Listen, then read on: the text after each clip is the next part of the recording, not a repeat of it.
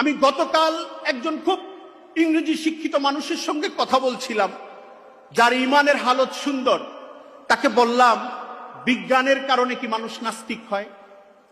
বিজ্ঞান চিন্তার কারণে, বিজ্ঞান বিষয়ে গবেষণার কারণে। কারণ বাংলাদেশ একটা শব্দ চালু আছে যে বিজ্ঞান মনস্কতা জাগ্রত করতে হবে, ধর্ম থেকে মানুষকে দূরে নিয়ে যেতে হবে। নাস্তিক্যবাদীরা এই কথাগুলো বলে।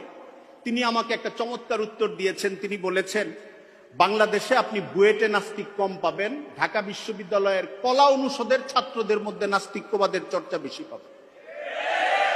বিজ্ঞান থেকে নাস্তিক্যবাদ, পৃথিবীর ইতিহাসে এটা খুব কম। যারা প্রচুর জানে দুনিয়ার লাইনেও, যারা বস্তুর আদি রহস্য নিয়ে কাজ করে, যারা জ্ঞান বিজ্ঞানের দুনিয়ার লাইনে চর্চার একটা চূড়ান্ত পর্যায়ে যায়, মাঝখানে অনেক সংশয়ে দুলতে পারে, একটা পর্যায়ে